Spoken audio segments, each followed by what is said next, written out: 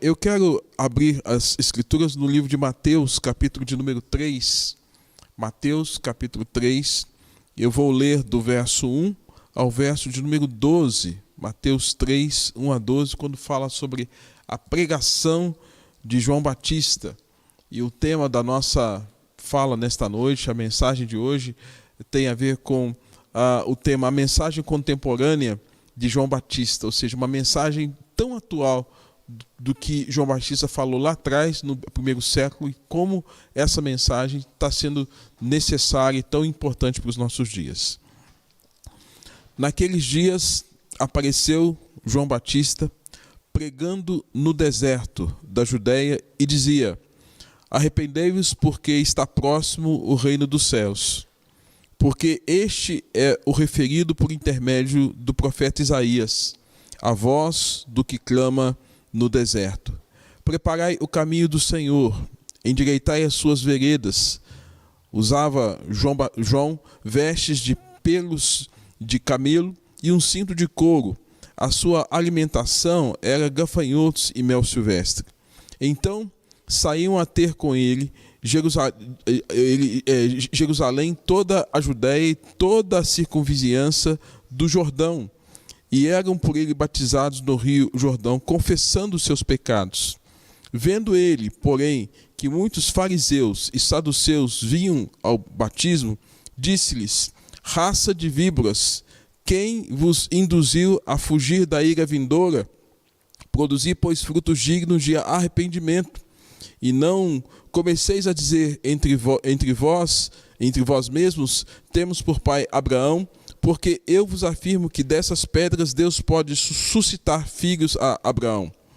Já está posto o machado, a raiz das árvores. Toda árvore, pois, que não produz fruto, é cortada e lançada ao fogo. Eu vos batizo com água para arrependimento, mas aquele que vem depois de mim é mais poderoso que eu, cujas sandálias não sou digno de levar. Ele vos batizará com o Espírito Santo e com fogo. A sua pá ele a tem na mão e limpará completamente a sua eira. Recolherá o seu trigo no celeiro, mas queimará a palha em fogo inextinguível. Está aqui o texto das Escrituras Sagradas, Mateus capítulo 3, verso 1 ao verso de número 12. Vou orar para que Deus nos abençoe nessa breve exposição. Senhor Deus, nosso Pai, contamos com a Tua graça, a Tua compaixão. De fato, Senhor, é tempo de nós colocarmos a boca no pó, nos arrependermos dos nossos pecados e, ó Deus, buscarmos a Tua face. Os dias são maus, não são bons esses dias, são dias maus. E em dias maus, ó Deus, não temos como não recorrer à Tua graça e à Tua misericórdia. Recorremos ao Senhor pedindo a Tua ajuda. E nesta hora pedimos, ó Deus, que o Senhor esteja olhando por nós, pelas nações, sobretudo pelos Teus filhos, aqueles que Te conhecem, aqueles que Te servem, que estão espalhados nos quatro cantos da terra, a Tua igreja, ó Deus, semeada, ó Deus, em todos os continentes. Abençoe os Teus servos, ó Pai. Proteja-os dessa pandemia. Guarda-os, ó Deus, de toda a circunstância do mal, mas ao mesmo tempo que os nossos olhos estejam postos em Ti, entendendo, ó Deus, esse momento como uma oportunidade também de grandes mudanças, ó Deus, espirituais em nossas vidas. Ó Deus, nos abençoe nesta hora. Abençoe os que estão nos assistindo agora, para que, ó Deus, também sejam eles agraciados com o Teu Santo Espírito, de maneira a iluminar as trevas do coração por meio da Tua palavra. Assim peço e oro em nome de Jesus. Amém, Senhor. Queridos, então, nesta noite eu quero estar falando sobre esse tema, a mensagem contemporânea de João Batista. João o Batista. Quem é esse? Filho de Isabel e Zacarias. João Batista é esse que tem seu ministério, que foi a ponte entre o Velho e o Novo Testamento, a transição de um contexto para o outro. É esse que Deus levanta diante do cenário de que há 400 anos Deus silenciava em não levantar ninguém como profeta para levar uma palavra de esperança, de salvação e até mesmo de confrontação, porque o ministério dos profetas era denunciar o pecado e apresentar a solução, denunciar o pecado e apresentar a redenção. Esse era o ministério dos profetas. E João Batista é esse que depois de 400 anos é levantado. O último, no contexto do Velho Testamento, Malaquias, e agora Deus volta a falar com o povo. E é interessante, queridos irmãos, pessoas que nos assistem, que o sacerdócio ele havia se tornado político e fisiologista. O que é isso?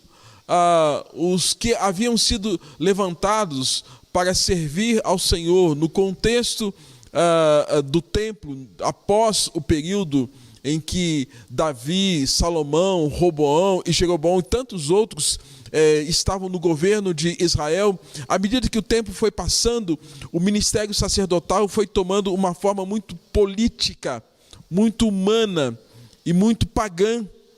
E esse Deus que, segundo as Escrituras, nos ensina que Deus não habita feito em templos por mãos humanas. Esse Deus, ao invés de estar falando no deserto, no templo, agora Deus muda o seu foco. Ele leva o povo para ouvir a sua mensagem num contexto de deserto, ignorando totalmente a influência dos sacerdotes, dos que haviam sido levantados naquele contexto, para que de alguma forma a palavra do Senhor então pudesse ser anunciada de maneira poderosa. Deus então estava tirando o povo do templo, como de fato tirou. Eu estou aqui com mais 4 pessoas. Deus tirou o povo do templo. Naquele tempo, naqueles dias, Deus havia tirado o povo do templo. E o povo agora tinha que ir para o deserto para ouvir a mensagem de Deus.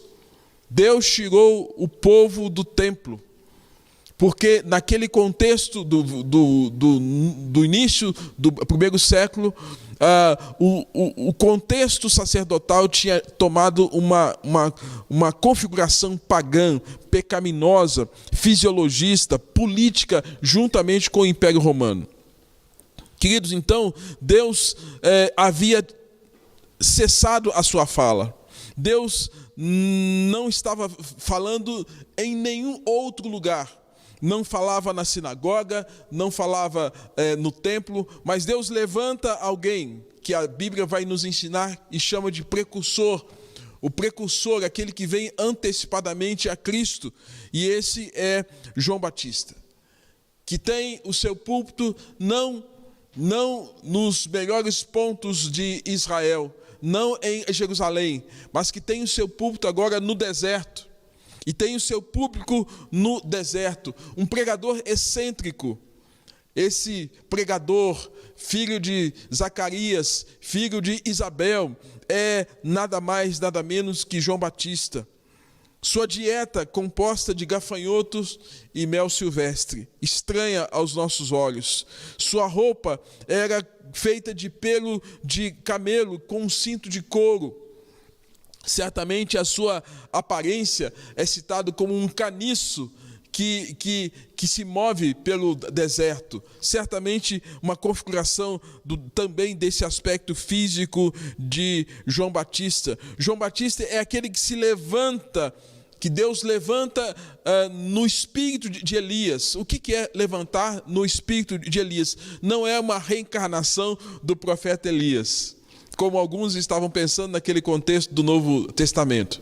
Não é uma reinvenção de Elias, mas o Deus que manifestava o seu poder através da vida de Elias era o Deus também que estava manifestando o seu poder por meio da vida do profeta João Batista. Ele veio no mesmo poder. No contexto do Velho Testamento, Elias é aquele que confronta nada mais, nada menos que o rei Acabe e a sua esposa Jezabel. No contexto do Novo Testamento, nada menos do que João Batista confrontar Herodias por conta da sua relação incestuosa, pecaminosa. Herodes com Herodias, com a filha de Herodias. Então, ele vem nesse espírito de anunciar, de confrontar o pecado, mas também de apontar a solução, apontar a salvação. E a Bíblia vai nos ensinar que João Batista foi preso por causa da sua pregação, foi preso por conta disso, e a sua cabeça foi levada como um presente, segundo a história bíblica nos conta, então decapitado por conta desse momento. No capítulo 11 de Mateus vai nos ensinar acerca daquele momento em que João Batista está na prisão e Jesus começa o seu ministério. Eles ouvem falar acerca disso e chega a informação: os cegos ouvem, os cegos veem, os surdos ouvem, e o reino de Deus então manifesto através do ministério de Jesus. João Batista é esse que tem uma mensagem profunda, séria, contundente. E eu vejo que aqueles pastores, aquelas igrejas sérias, diante de um cenário qual nós estamos vendo nos dias de hoje, precisam estar atentos para que nós também estejamos no mesmo espírito de João Batista, como ministros da palavra, anunciando aquilo que João Batista anunciou. É exatamente por isso que eu quero estar trazendo aos queridos que nos assistem nesta hora a relevância da mensagem de João Batista. Ela é contemporânea. Contemporânea por quê? Porque ela se encaixa perfeitamente naquilo que nós estamos vivendo nesses dias. Num contexto em que o mundo evangélico tem os seus aproveitadores, os seus pseudo-profetas, onde nós temos os falsos cristos, os falsos ensinos, as doutrinas distorcidas, uma cosmovisão mundana, pagã, demonizada, um século, uma configuração onde o Deus desse século tem cegado o entendimento das pessoas. Enquanto o mundo está olhando pura e simplesmente para a política, nós temos que ter os olhos voltados para os céus, voltados para Deus, pensando naquilo que Deus deseja, porque nessa coxa de retalho, Deus está construindo um plano, Deus está estabelecendo um plano, e esse plano culmina na sua segunda vinda. Naquele tempo, João Batista estava pregando e todo um cenário foi estabelecido, nada mais, nada menos, para configurar a chegada do reino de Jesus, do reino de Deus na terra. E é nesse sentido que eu gostaria então de pensar nesse ministério tão relevante, o ministério de João Batista, que é marcado por algumas ênfases, algumas mensagens, alguns temas importantíssimos. E a contemporaneidade do ministério de João Batista se faz necessária ser entendida, crida, observada nos dias de hoje. E a primeira mensagem que nós podemos identificar aqui no ministério de João Batista está no verso de número 2. O verso 2 diz assim: arrependei-vos, começa a frase dizendo arrependei-vos. Portanto, queridos, a mensagem de João Batista tem a ênfase no arrependimento. Arrependimento. E arrependimento tem a ver com mudança de direção, metanoia.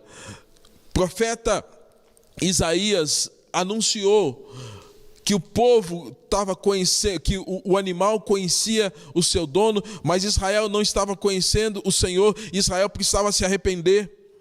Jeremias anunciou, capítulo 18, tal qual o olheiro precisava quebrar o barro para fazer um jarro novo, o Senhor precisava refazer, ou fazer de novo de Israel uma nação que tivesse a consciência da sua presença. Quando nós olhamos o livro do profeta Jonas, quando havia 120 mil pessoas na cidade de Nínive que não conhecia Deus, e Deus levanta o profeta Jonas para pregar uma palavra de arrependimento. Quando nós temos o livro do profeta Oséias mostrando a dissolução da figura de sua esposa. Quando Oséias é levantado para mostrar o seu amor para com Gomer, na verdade o texto quer nos ensinar, meus irmãos, o quanto o Senhor amava Israel, amava aquele povo. E quanto Oséias, na figura de Deus, amava a sua esposa Gomer. Mas, ainda que ele tomasse Gomer como sua esposa, sendo ela alguém de uma vida pregressa, de uma vida pecaminosa, de uma vida perniciosa, Gomer era uma prostituta.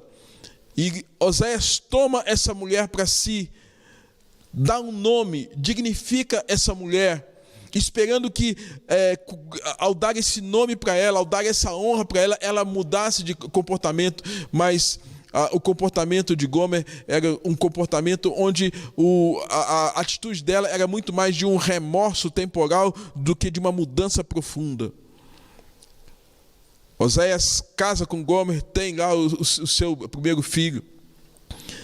Gomer trai Oséias, tem o seu segundo filho, trai Oséias, tem o terceiro filho, não meu povo, Israel, Jezreel, e desfavorecida, ela está sempre traindo, como que numa atitude de remorso, mas remorso não muda a vida de ninguém. Remorso não muda a vida de ninguém. É por isso que a mensagem de João Batista é relevante nos dias de hoje, porque tem muitas pessoas que têm um sentimento de remorso. O remorso levou Judas ao enforcamento. Mas arrependimento é mudança de vida. E a mensagem de João Batista, naquele contexto, ela se faz necessária ecoar no seu coração, no meu coração, onde o Senhor quer, nos dias de hoje, levar-nos como igreja ao arrependimento, tal qual as 7 cartas às igrejas da Ásia, quando o Senhor nos ensina lá no livro de Apocalipse, essas cartas eram cartas para levar aquelas igrejas a se arrependerem. E esse tempo que nós estamos vivendo é um tempo que deve nos levar ao arrependimento. E arrependimento, meus queridos, é mudança de vida, é novo nascimento.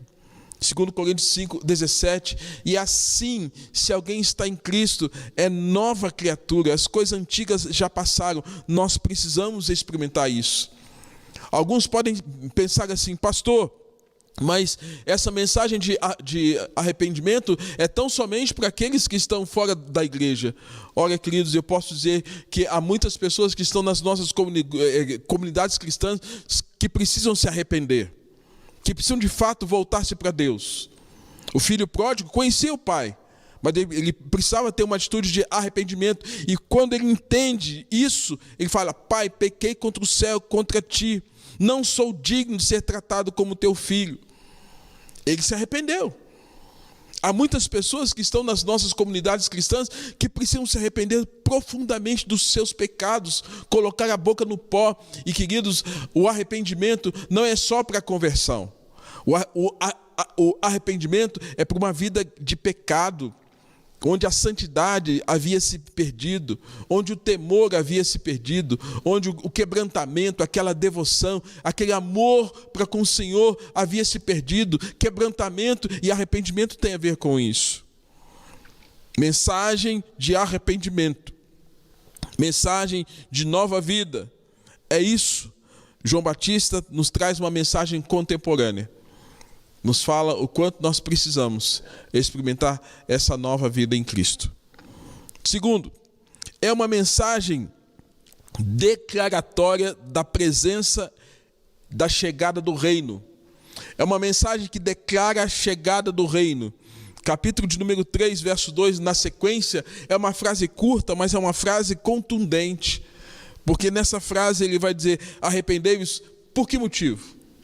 O motivo é, porque está próximo o reino dos céus. O motivo desse arrependimento era esse. O motivo pelo qual eles deveriam se arrepender, porque o reino de Deus estava próximo. Nós estamos aí há 3 meses, 4 meses praticamente, do final do ano passado, onde nós comemoramos o Natal. E certamente no Natal muitas igrejas puderam ler Isaías capítulo de número 9, quando Isaías capítulo 9 havia feito aquela profecia de que o povo que estava em trevas viu grande luz, e sobre aqueles que estavam na região da sombra da morte resplandeceu-lhes a luz. Faz uma referência do povo que estava em trevas. Queridos, o reino de Deus tem a ver com a chegada de Jesus, o nascimento de Jesus e o ministério de Jesus. Então, quando João Batista diz, olha, vocês se arrependam porque Jesus está aqui. E quem quer servir a Jesus não pode viver mais da mesma forma. Arrependam-se porque Jesus está aqui e Ele quer de vocês essa nova vida. Se você quer seguir a Jesus, se você quer andar com Cristo, você tem que se arrepender. Então, quando ele está falando da chegada do reino, é da presença do próprio Cristo. O reino, portanto, é o próprio Cristo. No entanto, ele nos ensina acerca de várias parábolas sobre o reino, a ponto de ele mesmo dizer, buscai, pois, em primeiro lugar, o reino de Deus. E o reino era o próprio Cristo. E quando o evangelho chega na nossa vida, é sinal que o reino de Deus chegou dentro dos nossos corações. Buscar o reino é buscar a Cristo. Então, quando nós nos arrependemos, o foco central é que essa meia volta, essa mudança de direção que João Batista está propondo, essa metanoia, é para que haja exatamente uma volta dos nossos olhos para Cristo, a nossa vida para Cristo, os nossos pensamentos para Cristo, os nossos sonhos serem colocados no altar do Senhor. Arrependei-vos, porque é chegado o reino de Deus sobre vós. E quando o reino de Deus chega, meus queridos, é um reino de justiça,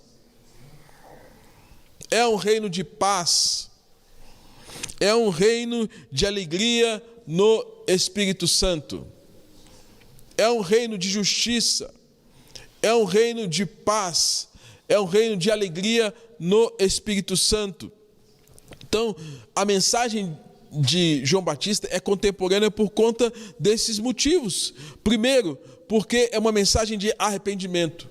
Segundo, porque é uma mensagem que nos apresenta dessa disponibilidade de Cristo agora, de cuidar de nós. É por isso que ele nos ensina, o próprio Cristo nos ensina, num grande convite que ele faz a cada um de nós.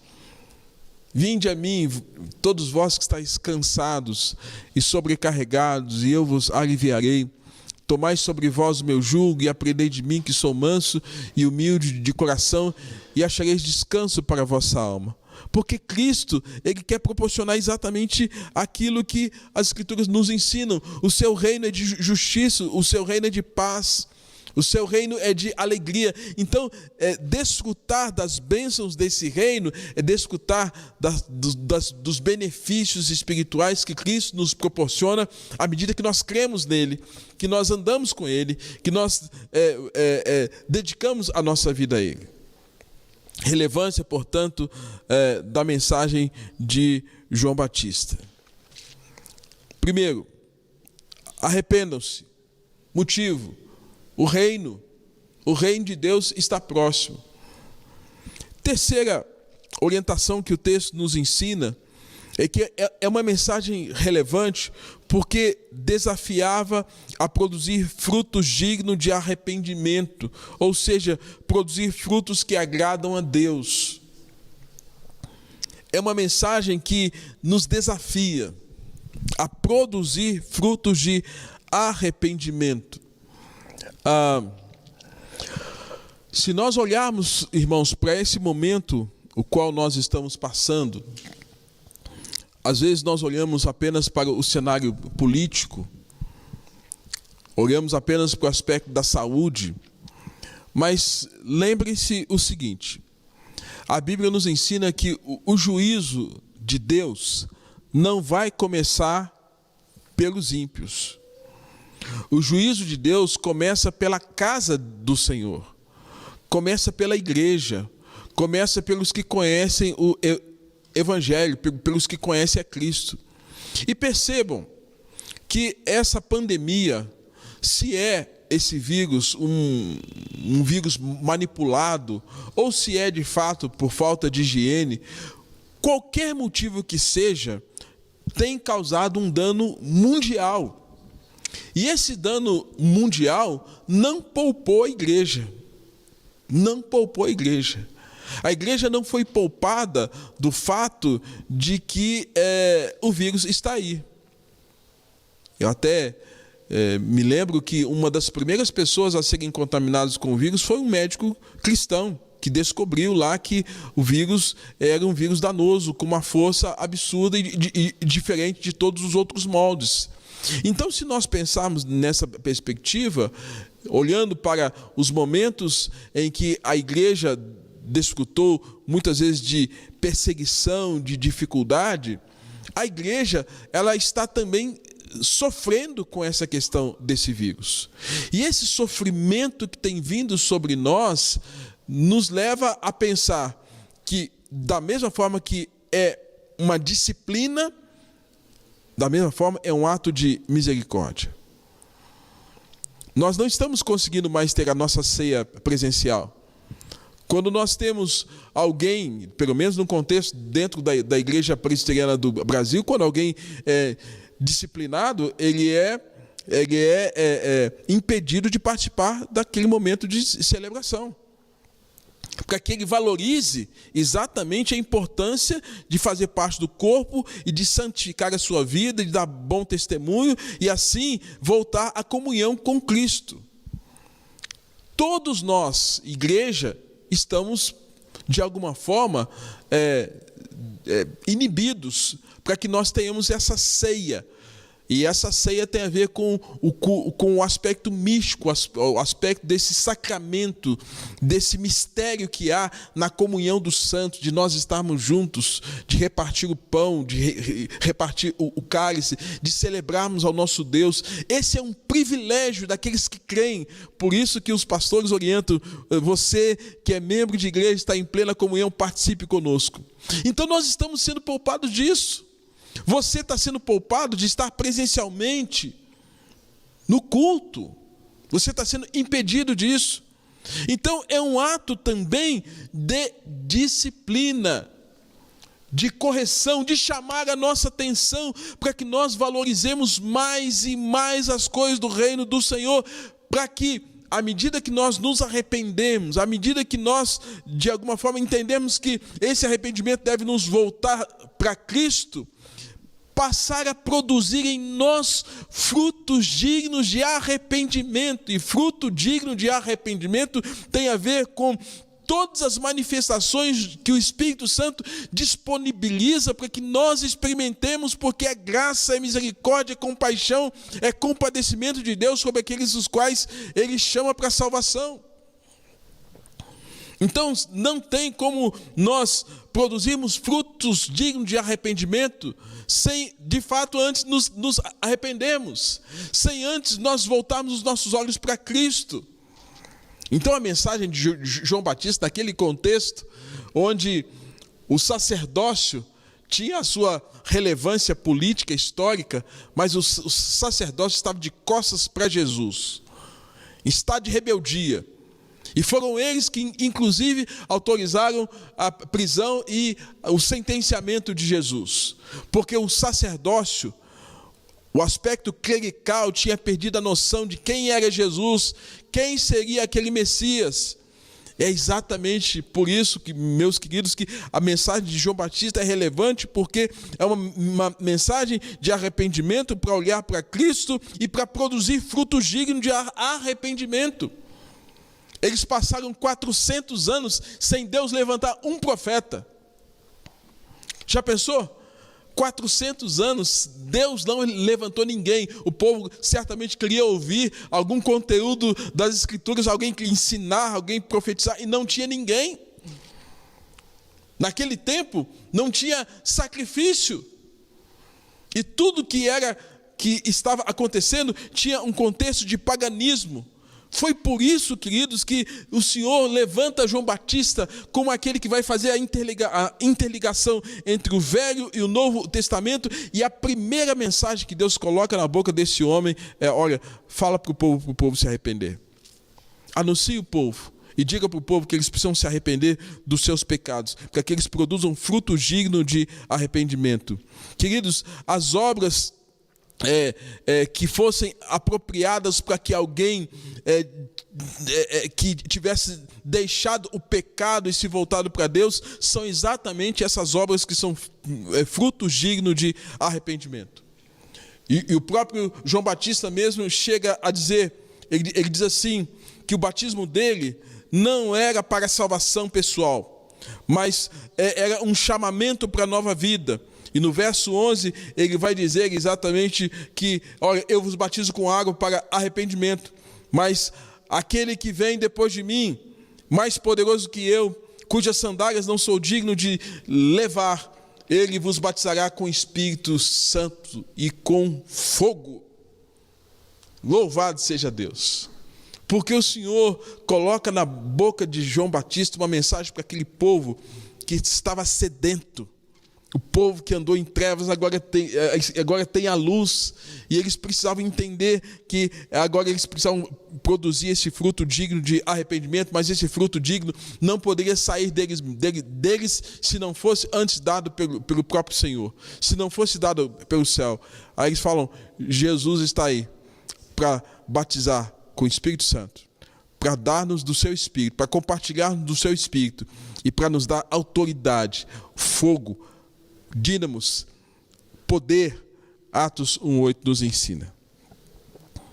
E quarto e último aspecto desta breve reflexão, que primeiro, uma mensagem de arrependimento, uma mensagem de anúncio, de declaração da chegada do reino, uma mensagem que desafiava a produzir esses frutos dignos: o amor, a paciência, a compaixão, a misericórdia, a devoção, a santidade, tudo quanto glorificar o nome do nosso Deus. E quarto, uma mensagem de juízo. O verso 10 do capítulo 3 de Mateus vai dizer assim: já está pronto, já está posto o machado, a raiz das árvores. Toda árvore, pois, que não produz fruto, é cortada e lançada ao fogo. Então ele está dizendo assim, olha, já está posto o machado à raiz das árvores. E toda árvore que não produzir fruto, ele corta e lança no fogo.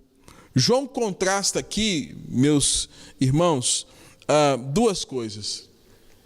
Nesse mesmo capítulo, do verso 1 ao verso 12, ele contrasta uma chamada ao arrependimento. Isso é amor, isso é graça. Lembre-se que no contexto do livro de Oséias, o amor do Senhor é um amor cheio de compaixão, obsequioso, um amor que perdoa. Gomer trai, o Senhor está dizendo: eu amo Gomer. Gomer traz de novo Oséias nessa figura de Deus: eu amo Gomer. Gomer trai a terceira vez, Oséias está amando, como o Senhor ama a igreja e tem compaixão para com a igreja, para com cada um de nós. Então, a mensagem dele é uma mensagem de amor, mas também uma mensagem de justiça, porque Deus tem que corrigir. Deus é amor, mas Deus é justiça, tem que corrigir aquilo que está errado. Deus é misericórdia, mas Deus manifesta a sua ira. A sua ira. Deus é um Deus que absolve, que nos justifica, mas Deus também condena e manifesta o seu juízo. E aqui, quando no verso de número 10 ele está dizendo acerca do machado: o machado está posto. Machado está posto à raiz das árvores. O texto contrasta exatamente porque ele começa falando dessa compaixão que quer nos levar ao arrependimento, dar uma nova chance, mudança de vida, de comportamento, de pensamento, de ações, mas contrasta com o momento da ira, da disciplina e da correção. E nesse aspecto, João chega até mesmo a dizer que a descendência de Abraão não era o suficiente para salvar ninguém, pois sem o verdadeiro arrependimento não há salvação. Para Deus, corações de pedras podem ser transformados em corações de carne. E o livro de Ezequiel, capítulo de número 36, verso 25 e 26, fala isso para nós. Quando no verso de número 9, ele diz assim: e não comeceis a dizer entre vós, numa conversa com os escribas e fariseus que apresentaram-se diante de João, olha, não comeceis a dizer entre vós mesmos, temos por pai Abraão, porque eu vos afirmo que dessas pedras Deus pode suscitar filhos a Abraão. Essas autoridades religiosas falaram: nós somos descendência de Abraão. É como Jesus estivesse dizendo o seguinte: e daí? Nós somos descendência. Ele falou: e daí? Talvez algumas pessoas possam até dizer assim: olha, eu sei da igreja, e daí? Eu sei de Deus, e daí?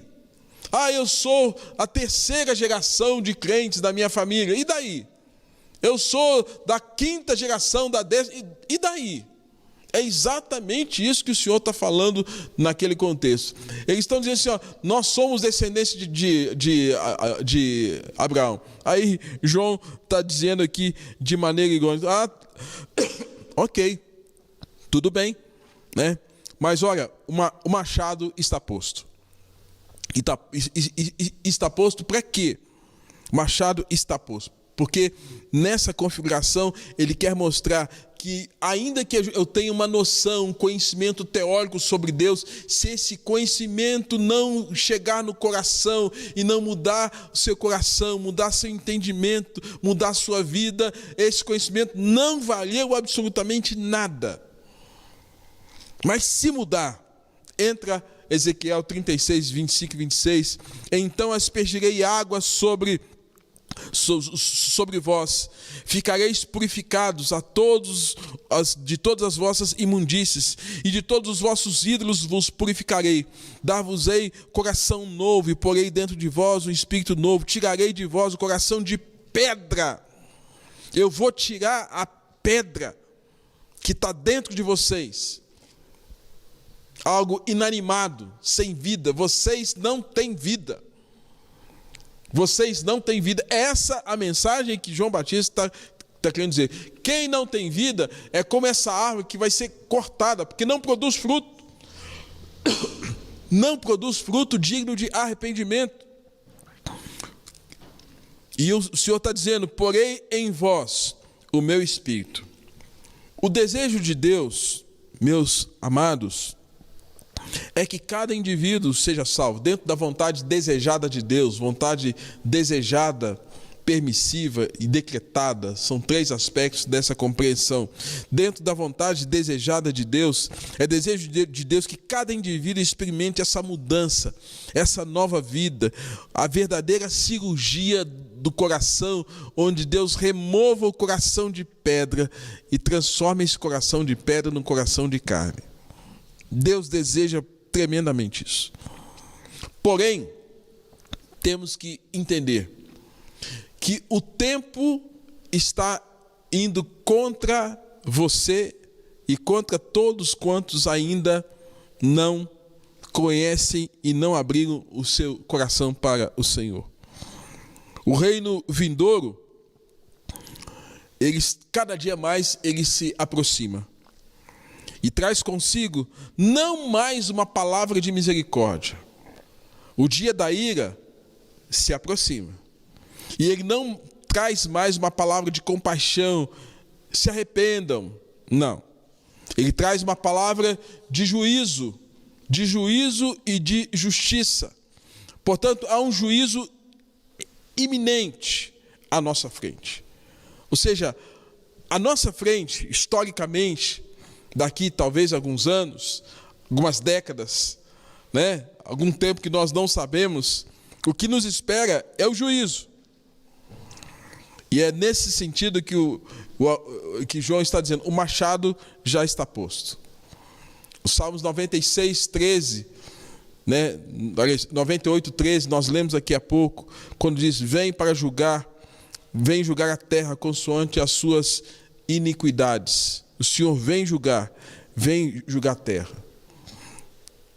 E o texto está falando que a árvore será cortada, juízo que o Senhor vai estabelecer sobre justos e sobre injustos. Mateus capítulo 7, verso 19, fala que toda árvore que não der fruto, bons frutos, ele corta e atira ao fogo. Lucas capítulo 3, verso 9, o Senhor diz que o machado também está posto. João capítulo 15, verso 1 ao verso 7, ele diz que todo ramo que estando nele não der fruto, ele corta. Ou seja, corta para quê? Para lançar a palha. Lançar. E Apocalipse capítulo de número 21, verso 8, vai dizer que no lago onde arde fogo e enxofre, o Senhor vai enviar, vai lançar para aquele lugar todos os covardes, os incrédulos, os abomináveis, os assassinos, os impuros, os feiticeiros, os idólatras,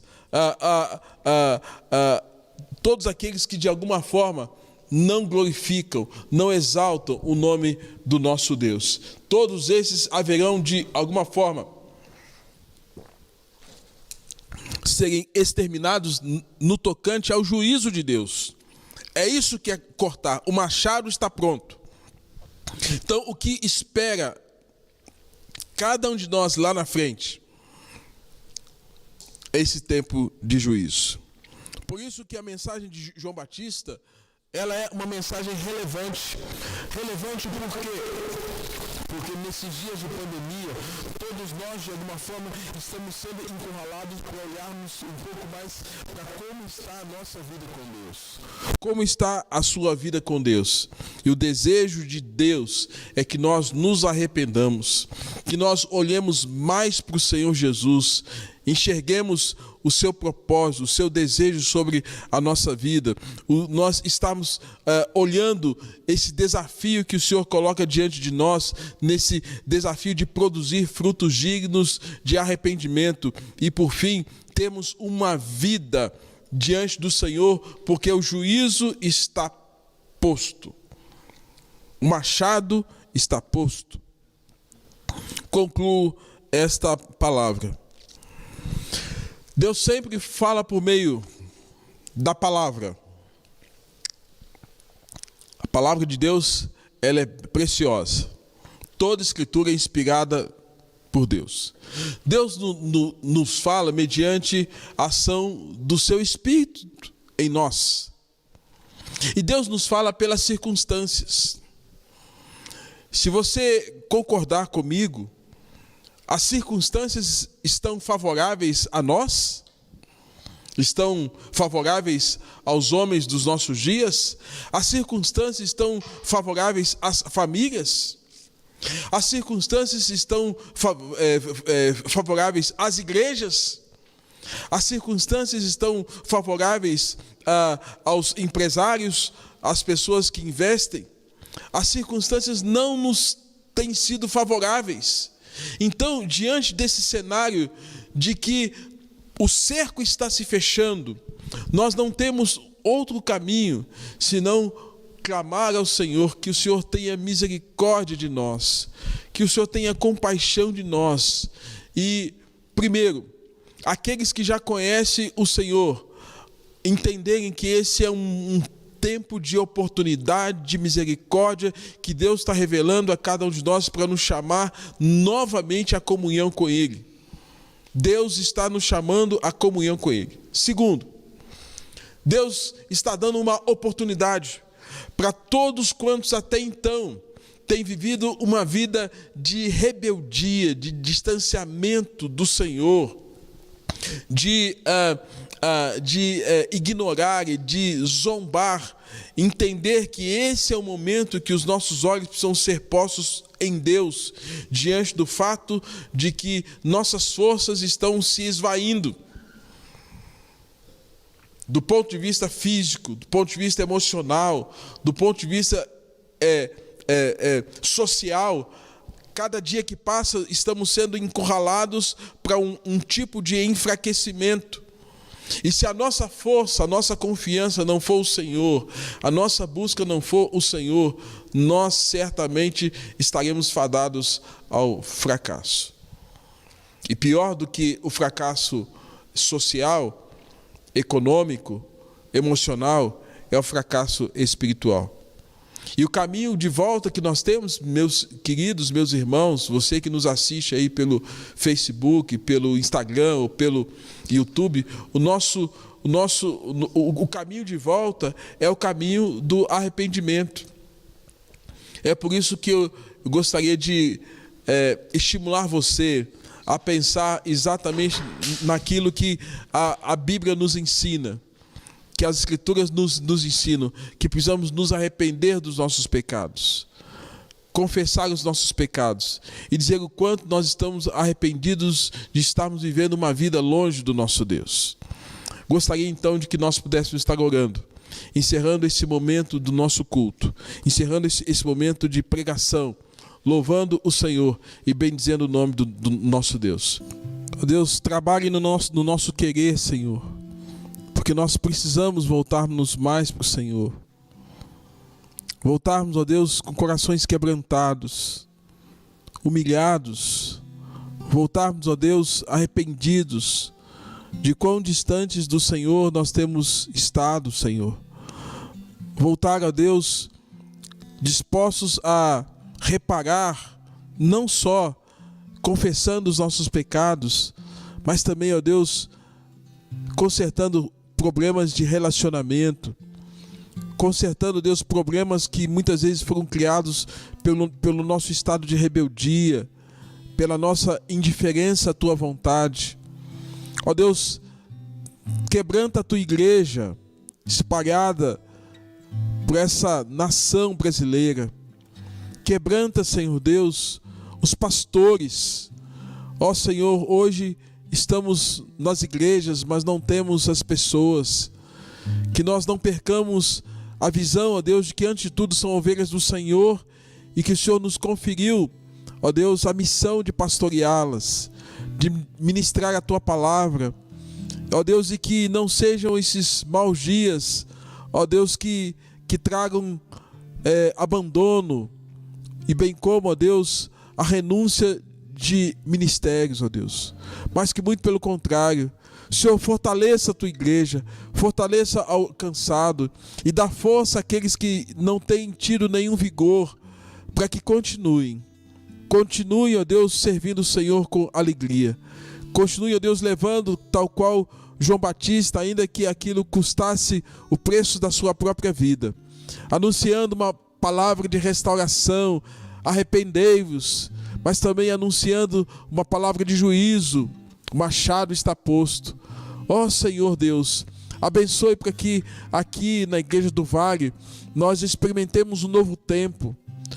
Ó Deus, quando tudo isso passar, que o Senhor tenha nos ensinado, ó Deus, a depender mais do Senhor, a confiar mais no Senhor, a nos prepararmos mais e mais, ó Deus, para enfrentamentos piores, porque certamente, ó Deus, a Tua palavra diz que os últimos dias serão dias difíceis, e não fossem aqueles dias abreviados, até os eleitos seriam enganados, até os escolhidos, ó Pai do Senhor, seriam, ó Deus, enganados. Tenha misericórdia e nos fortaleça, para que, ó Deus, em hipótese alguma, o que tem acontecido venha esmorecer a nossa fé, mas muito pelo contrário, que arrependidos voltemos para o Senhor, voltemos para Jesus, e que esses frutos dignos de arrependimento sejam traduzidos, ó Deus, no nosso relacionamento com o Senhor, bem como com as pessoas, bem como no nosso testemunho da nossa fé diante de parentes, vizinhos, amigos.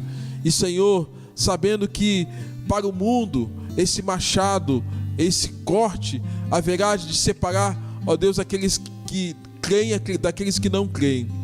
Para aqueles que não creem haverá condenação, mas nós que somos do Senhor continuamos a dizer: Maranata, ora vem Senhor Jesus. porque nós confiamos, ó Deus, que essa segunda vinda de Jesus será para Deus abençoar e definitivamente, eternamente, ó Deus, desfrutarmos da Tua presença, ó Deus, onde o mar da separação já não existirá, onde a dor já não existirá, onde o sofrimento já não existirá, mas a Tua presença será, ó Deus, aquilo que vai encher os nossos olhos e o nosso coração, onde, ó Deus, estaremos eternamente com o Senhor, numa alegria perene. Essa é a nossa confiança, essa é a nossa certeza, essa é a nossa esperança. Enquanto tudo isso não vem, Senhor Deus, prepara-nos como Tua noiva, santificando as nossas vidas, santificando os nossos casamentos, santificando os relacionamentos, santificando a Tua igreja, para que dia e mais dia nós possamos servir o Senhor com alegria no nosso coração. Muito obrigado por esta noite e pelo privilégio que temos de servir o Senhor. E que a graça do nosso Senhor e Salvador Jesus Cristo, o amor de Deus, nosso Pai, a comunhão, a consolação, o poder e as virtudes do Espírito Santo repouse sobre esta igreja, espalhada pela face da terra, agora e para todo sempre. Amém, Senhor Deus. Amém.